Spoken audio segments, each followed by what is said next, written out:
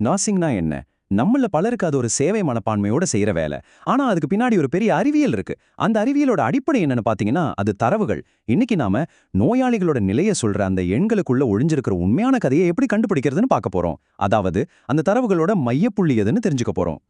சரி, ஒரு நிமிஷம் யோசிச்சு பாருங்களேன்.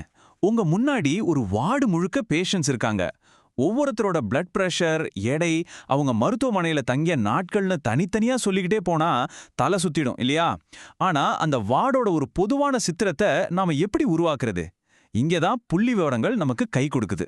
இந்த புள்ளி விவர கருவிகளைத்தான் நம்ம மையப்போக்கு அளவீடுகள்னு சொல்றோம். ஒரு பெரிய டேட்டா குவியலோட மொத்த தன்மையையும் ஒரே ஒரு நம்பர்ல சுருக்கமா சொல்ல இந்த கருவிகள் உதவுது. இது ஒரு பெரிய படத்தோட கதைய ஒரே வரியில சொல்ற மாதிரி தான். ரெடியா? நம்மளோட புள்ளி விவர டூல் பாக்ஸை திறக்கலாம். அதுல முதல்ல வர்றது யாருன்னு பாத்தீங்கன்னா, நம்ம எல்லாருக்கும் நல்லா தெரிஞ்ச ஒரு ஆளு தான். அதுதான் சராசரி, இல்லைன்னா இங்கிலீஷ்ல மீன்.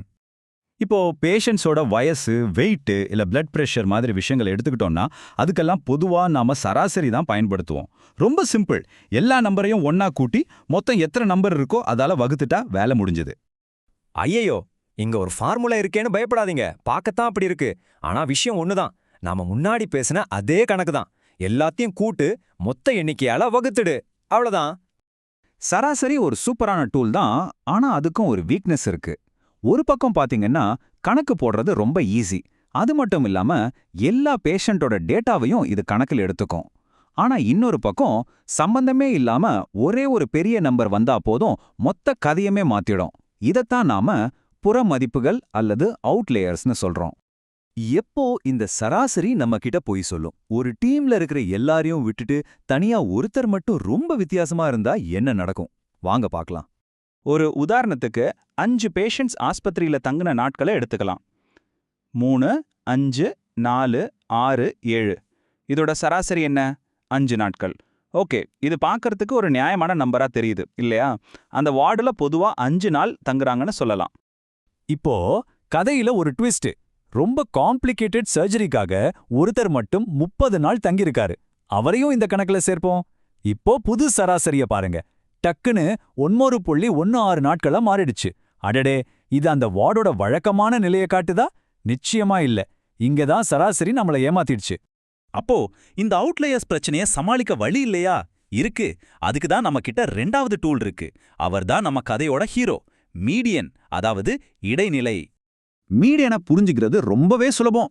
எல்லா எண்களையும் சின்னதிலிருந்து பெருசு வரைக்கும் வரிசையா அடுக்கிடுங்க. இப்போ கரெக்டா நடுவுல யார் இருக்காங்களோ அவங்க தான் நம்ம ஹீரோ, இடைநிலை. இது டேட்டாவை கரெக்டா சரிபாதியா பிரிச்சிடும்.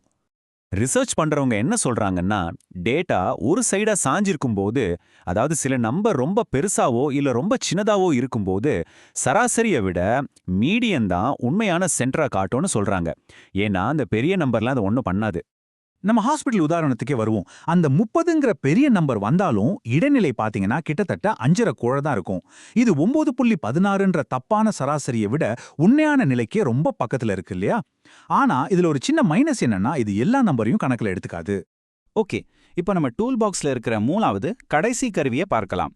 இது கொஞ்சம் வித்தியாசமான டேட்டாவை ஹேண்டில் பண்ணும். இதோட பேரு மோடு, அதாவது முகடு. முகடுன்னா என்ன? ரொம்ப சிம்பிள். ஒரு டேட்டா செட்ல எந்த நம்பர் திரும்ப திரும்ப அதிக தடவா வருதோ அதுதான் முகடு.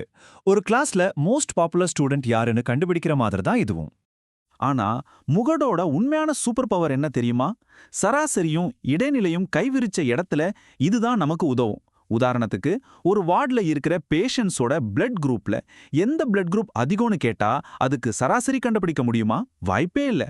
ஆனா எது அதிக தடவை வருதுன்னு முகடு மூலமா ஈஸியா சொல்லிடலாம்.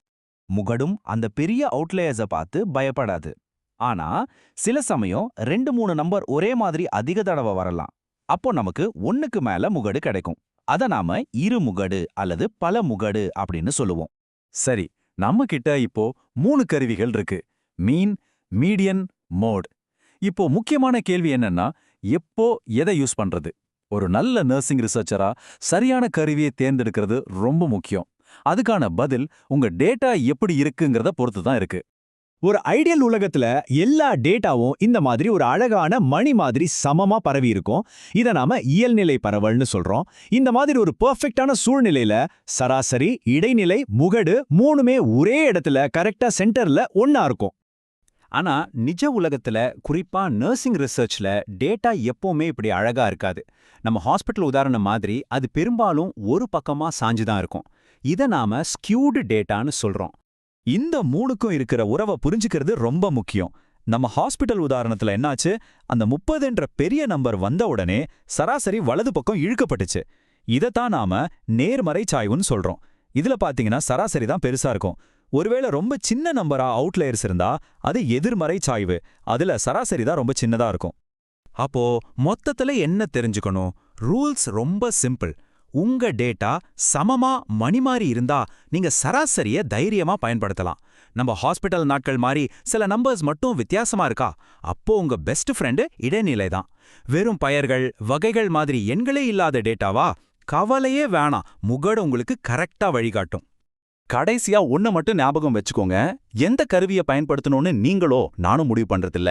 பேஷண்ட்ஸ் கிட்ட இருந்து நீங்க எடுத்த டேட்டா தான் அதை முடிவு பண்ணும். சோ உங்க டேட்டா என்ன சொல்லுதோ அது கேளுங்க. ஓகே, இப்போ நாம டேட்டாவோட மையத்தை, அதாவது சென்டரை கண்டுபிடிச்சிட்டோம். ஆனா கதை இதோட முடியல.